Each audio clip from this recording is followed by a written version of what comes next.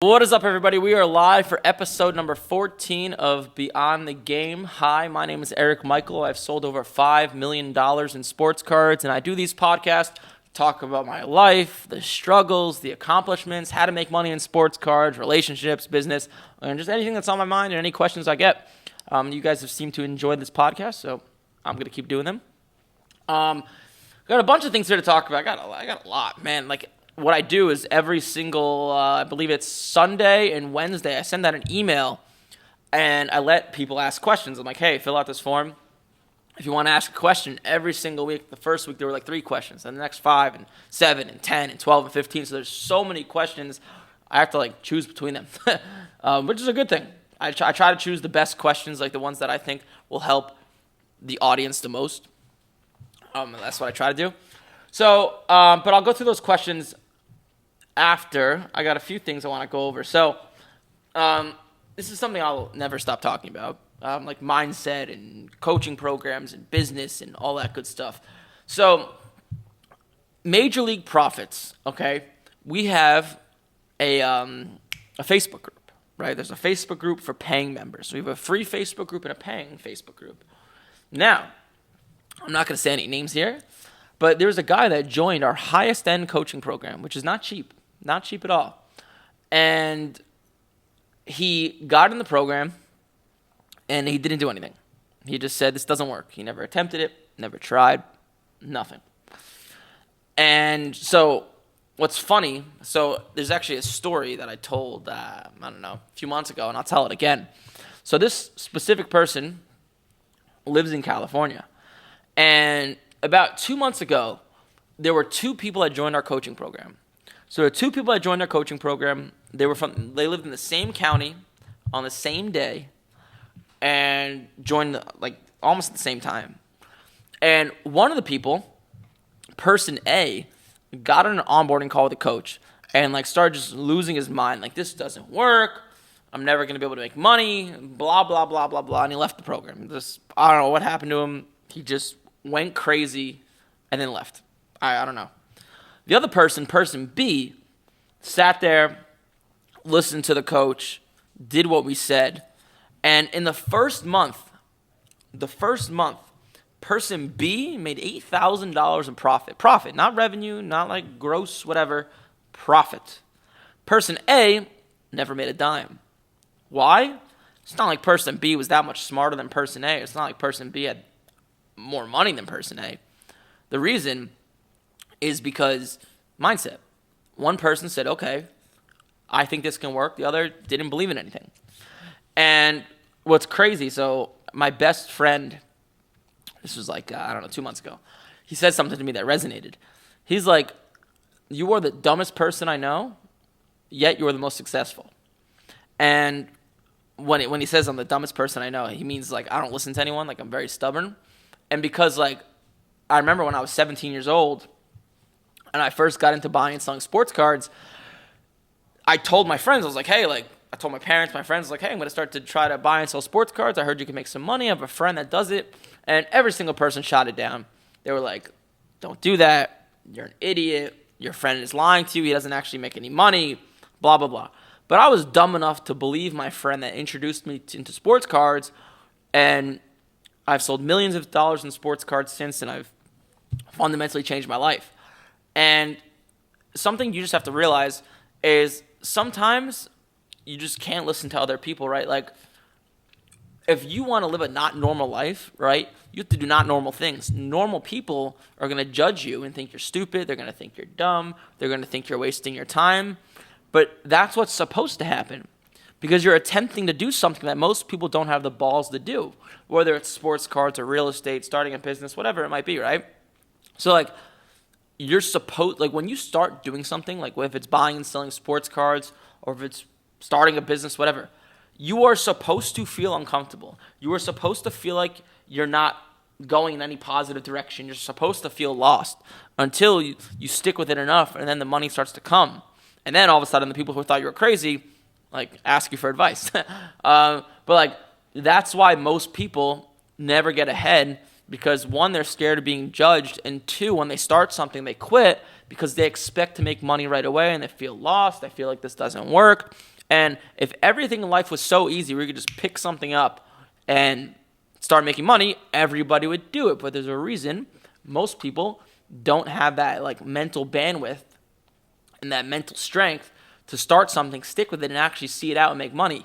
Even sports cards, like I teach people how to make money buying and selling sports cards, and I say this truthfully. I say this to not, just sell you guys on a program that I obviously sell. But like, I've never seen an easier way to make money than buying and selling sports cards. Like, there's no employees, there's no softwares, there's no crazy things you have to learn. You're just flipping sports cards. Even that takes 4 or 5, 6 weeks to get that ball rolling, right? And a lot of people just can't stick with it. It's like, man, you can't stick with a month's worth of work and not seeing any results to possibly change your life forever, all right?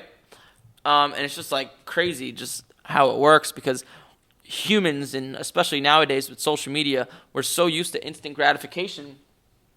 And, that's why business is hard, because there is no instant gratification.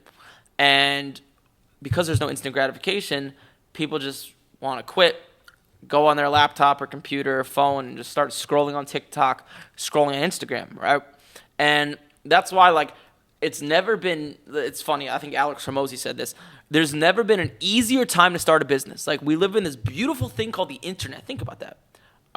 For example, the business I run, I'm at my home right now. We actually just got an office, which I'll explain in a second. But I'm at home right now, and I'm able to reach so many people. Same thing with buying and selling sports cards. You could literally be on your laptop and reach so many people, buy and sell cards to people in Japan or California or wherever. And so it's never been easier to start a business. Yet, it's never been so hard because our attention spans are screwed up by social media.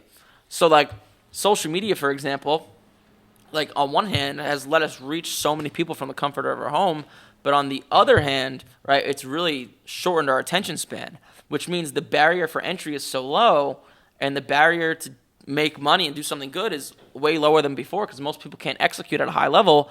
But most people can't execute at a high level because their brains are screwed up from all that instant gratification they get all day by scrolling on TikTok and Instagram. And something you have to remember, these apps, I'm sure a bunch of you guys watching this have seen my ads, and you probably see them all the time, like Facebook and Instagram and TikTok. That is how these companies make money. They make money by showing you ads. The more ads they could show you, the more money they're going to make, right? So they make their platform inherently addictive, so you stay on there as long as possible. Every single thing, from the colors to the way you swipe to the way you watch videos to the timers, everything is meant to be addictive. That's why you ever feel like you go to bed at 9:30 p.m., you lay in your bed, and it's like, oh shit, it's 11:30, and I've just been scrolling on Instagram mindlessly. It's because these platforms spend billions of dollars a year on making it addictive, right? Little fun fact. But I just wanted to go off and say that. Here's another thing. So over the course of the week so I'm in a fortunate position now, fortunate, not fortunate, where if I don't do anything about my business, I'm going to have a nasty tax bill. So I started looking into real estate to write off my taxes. And it's funny because making money in business is the same thing no matter what you do. Like sports cards, for example, right? You buy a card, you get it graded, so you do something to increase the condition, increase the value, and then you sell it and you make money, right? That's fundamentally how to make money with sports cards for the most part. There's other ways to make money. And real estate is the same thing, right? You buy a piece of property and you get it graded, aka you fix it up, and then it's worth more, and then you sell it and you make money. Now the key is that middle part. Most people don't know how to do profitably, like being able to evaluate a card or, know if it's a good piece of real estate to buy, to fix up and flip.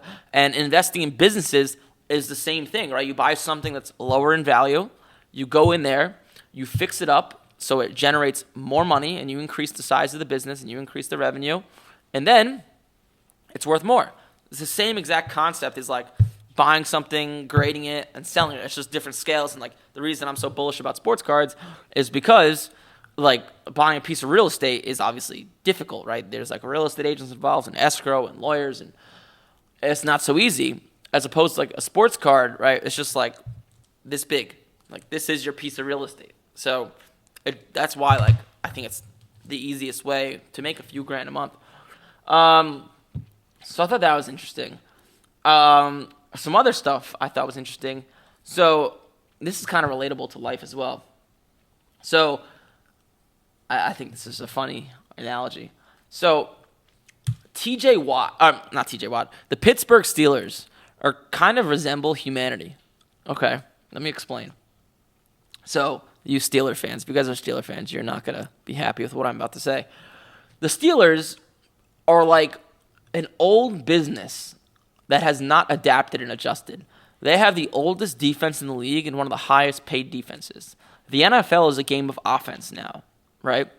A good example of this, like in the business world, then I'll relate it back to sports cards, is like Intel, right? Remember that company Intel? They're still around. But like they were like the computer company. And then they never kept up to date with the iPhones and the smartphones and the iPads. They still do their old thing. The Steelers are kind of the same thing. They think it's still the 70s, and they can still run with a steel curtain defense, and it's just not how the league works anymore. The league favors offense because the NFL is not stupid, right? They want more viewers so they can make more money, and more viewers are attracted to offense, right? That's how fundamentally it works, and that's why the NFL is pivoting towards offense, and there's rules favored for the offense as well, so these guys don't get hurt. Because obviously there was a lot of stuff going on a few years ago with like CTE and players getting injured. So everything favors the offense. So you have to lean into that. However, the Steelers still don't really have a quarterback, one of the highest paid defenses, and they've just never adapted. And it's kind of like I guess like my parents or like a lot of older people that are like 40, 50, 60, they still think this day and age, right, the only way to make money is by, going to college and education job, which you still could, right? Like you could still win with defense, right? But it's not the most optimal way to do things anymore, at least in my opinion. Because the internet's kind of like modern day NFL in offense. So little analogy that I thought was interesting to life. I got some other questions, but I'll go over them in a second. All right, I got some other topics I'll go over in a second, but so back to sports cards. So I got a few questions here. This person put his name as Hawk Tua. I'm sure that's not your name, but your question's actually legit, so I'll answer it. So Hawk Tua says, I remember using Beckett price guides and tough stuff. I don't know what that means. Are there any more pricing guides like those? What do you use besides eBay? So pricing guides, Hawk Tua, or whatever your name is irrelevant. It's absolutely irrelevant because like the market changes so frequently. So, like, you could have a Victor Wembanyama card worth $200, and like a month later, it's worth $400. And so, because of that, like, you just have to look at recent sales to keep up with the market. Because like a pricing guide, right? It's a book or something that's printed, and that's it, right? Those are like the values for cards. And when people were using those Beckett price guides, because older people talk to me about them all the time, even though I was not around then, and I don't really use them or never use them. There's no such thing as a stagnant price for a value of a card. Like, the reason they were able to do that back then is because the internet didn't exist. Now it exists. So, it doesn't work. So, Hawk Tua, what I'm trying to tell you is no. Do not use pricing guides. Let me look at this question.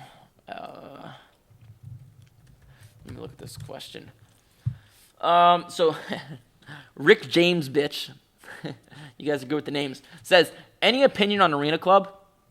Have you tried any of the new grading companies? If so, thoughts and opinions. So to be honest with you, I don't know much about Arena Club, but all these new grading companies that come out, I mean, it's like impossible to compete with PSA. It's like, why would you buy something, send it in to get graded, and you know for a fact if it grades well, it's going to be lower than what a PSA 10 is worth, right? Now, what I've done a lot of the time is I'll take lower-end grading companies like, I think it's FGC, CSG, HGA, some of these lower-end grading companies where you could buy a card for, let's say, $100, and a PSA 10 of this card might be worth $400, but an HGA 9.5 is only worth $180 or $200 if some guy auctions it because people don't really want it. And I know it's in good condition because these companies are so reputable for the simple fact, like, they're not just, grading cards high for no reason. They're still looking at the condition of the card. So if a card is graded high by a lower grading company, and I'll be able to look at the card and it looks like it's in good condition, it's still probably in good condition. So, like, a good example, like my biggest example I've ever done, this was like 2.5 years ago, or like maybe 3 years ago or 2 years ago, I forget. But I bought an HGA 9.5 of Justin Herbert, his red zone. Justin Herbert was worth like 3 times more than he is now. It was the pandemic, things were crazy. And I bought this card, and the subgrades were 9.5, 9.5, 9.5, 9.5. And HGA uses some sort of AI or robot to grade their card, something like that. So I knew it was in good condition. And also, I looked at the card, and it looked like it was in good condition as well. I bought it for $5,100. I sent it into grading to PSA, knowing if it got a 9, I would lose like maybe $500. If it got a 10, I would sell it for over 10 grand. It got a 10, and I sold it for $12,000 wire to actually one of my friend's dads, who's a big Justin Herbert collector.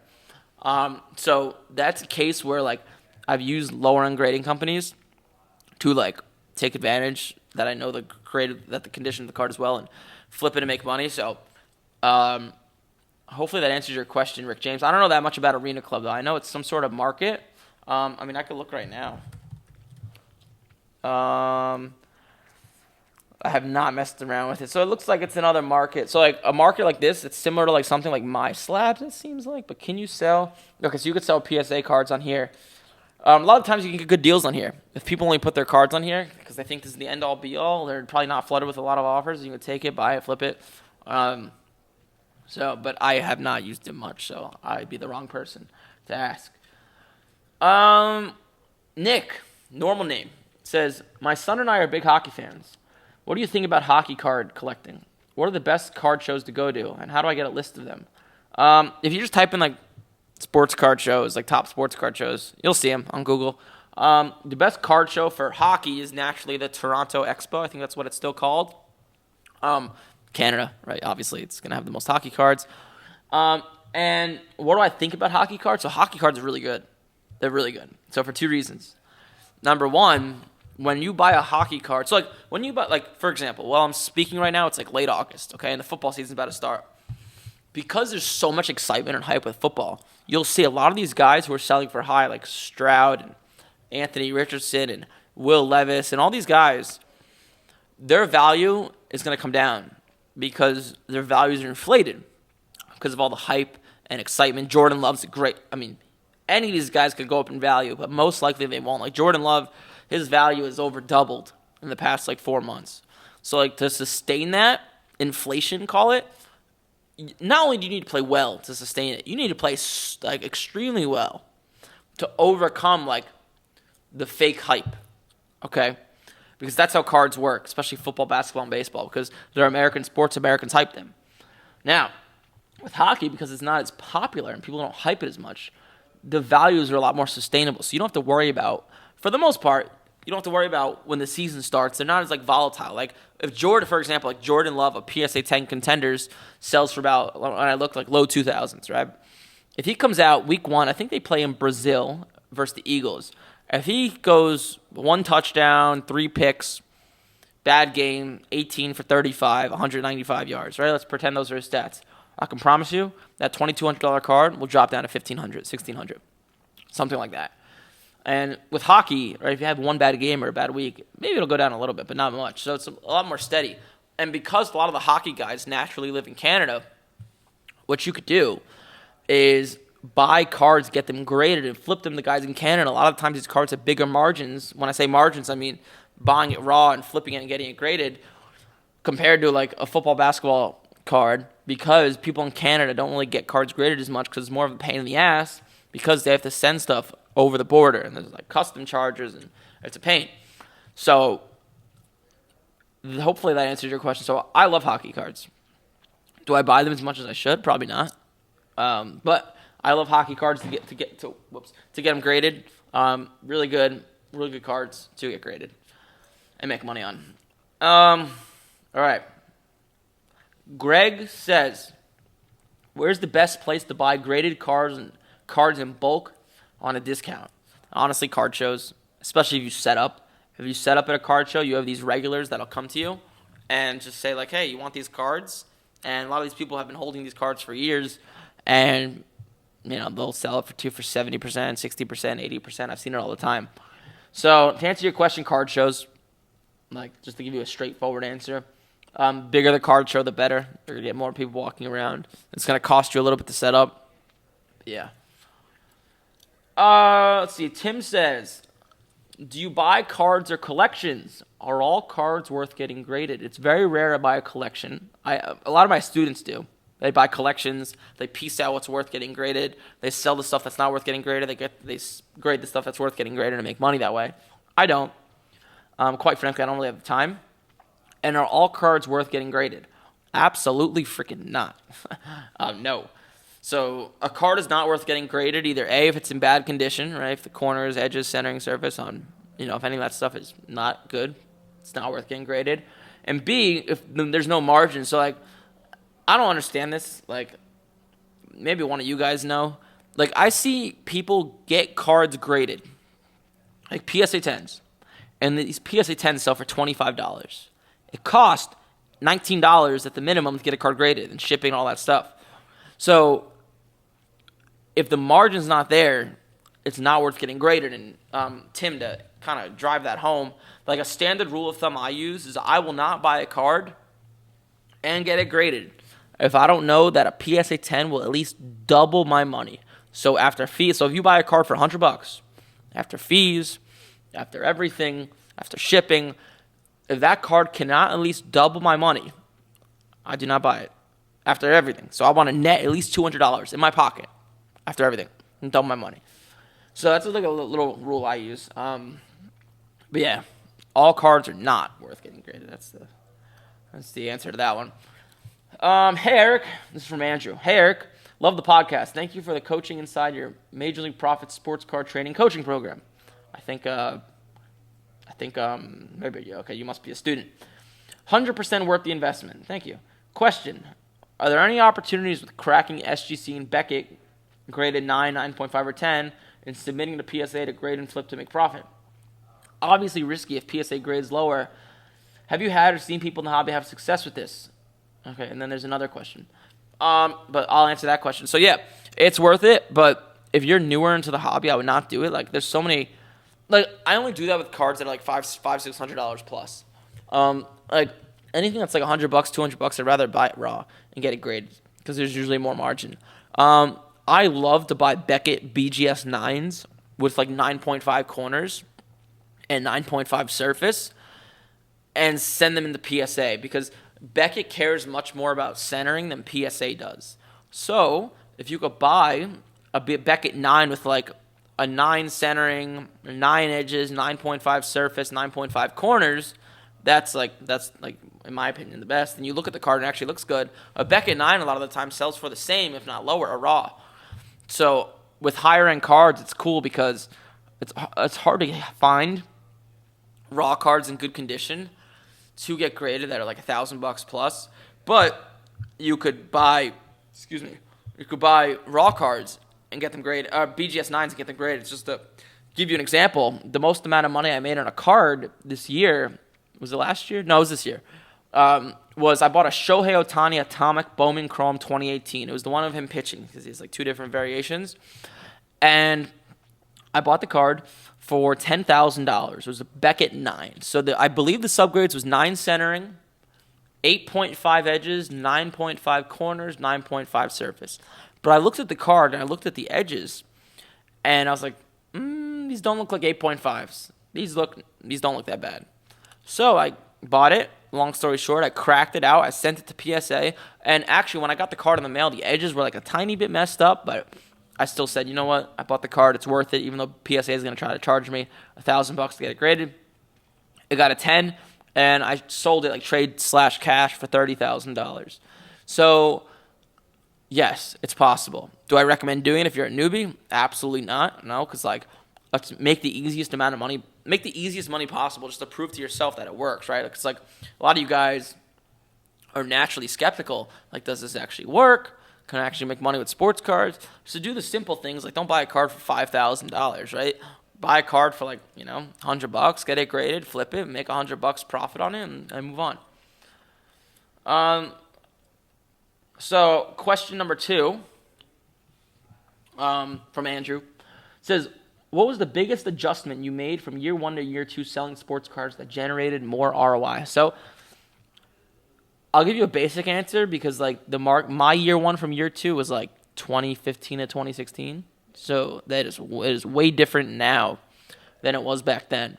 But like consistent, it's like cliche. I know it's not the best answer, but like consistency, right? So like when I say consistency, I mean get the avalanche effect going. So like when you buy a card, like I always tell people, try to buy 1 card a day on average. So right, the first month, let's say it takes a month for cards to get back from grading. You'll dump a bunch of money into cards. They'll be sent to PSA. But after a month, you have cards coming back to you every week. You get them back. You sell them. Yes, VAR coin cards is live. Hi. But so get that avalanche effect going. And you'll have cards coming back to you every single week. You flip them. You make money. You take the money. You buy more. So you should have once you get this ball rolling, you should have cards coming back to you every week consistently. Take the money. Reinvest. That's the biggest thing because it mitigates, like, I can't tell you how many times, like, there's variance with grading cards. It's just how it goes, right? So you could buy 50 cards, send them in for an order, and the grader's having a bad day, and 12 out of 50 get a 10, right? That's not fun. And then you just wasted months and months of finding cards and cleaning them and all that stuff to, not make much money, as opposed to, like, keep up the consistency. Hopefully that makes sense. And Vart Coin and Cards 17 says, how can we stay updated on what's hot in the market? There's a few ways. So market movers, you could see what cards have the most volume of sales. But if you're asking me this to make money, Vart Coin and Cards, right? I'm assuming like the goal is to make a profit and make money. For the most part, you don't want to be buying what's hot. You want to be buying what's not hot and selling it when it gets hot. Like Jordan Love, while I'm speaking right now, is extremely hot. I wouldn't touch any of his cards unless they were like super cheap, which they're not going to be because it's so inflated. Can he go up? Sure, but like I don't want to buy what's hot. I want to buy what's not hot. Like a month ago, I was buying Victor Wembanyama, and like I bought an Amen Thompson card, and I'll be going to start to buy baseball because it's low right now. So you want to be buying what's not hot, right? You want to be. There's a famous quote from Warren Buffett that basically sums up sports cards, sums up business. Be fearful when others are greedy. Be greedy when others are fearful, right? It's a very common thing, or it's a very simple thing that basically says when other people are doing something, don't do that. When people are doing something, don't do that. When people are not doing something, do that, right? Like Jordan Love he wasn't hot after he lost the playoffs all the way back in January. That was the opportunity to buy. No one was on him. No one wanted him. His stuff was low. His stuff was lower than it is now.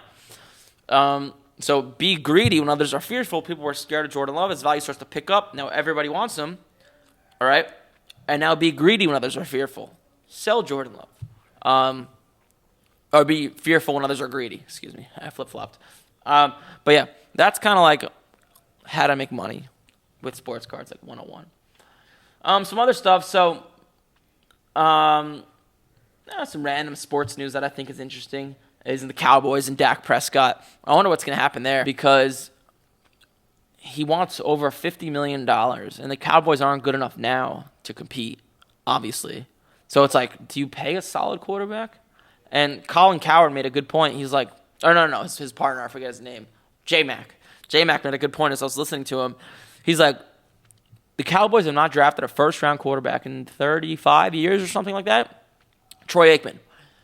A lot of these teams keep drafting quarterbacks over and over and over again. Like the Niners had Jimmy G, but they still went forward with Trey Lance. Now, it obviously did not work. He sucks. He threw five interceptions in a preseason game. But, they still drafted Brock Purdy, and Purdy worked out for them. So, like, if I was the Cowboys, I don't think you could win with Dak.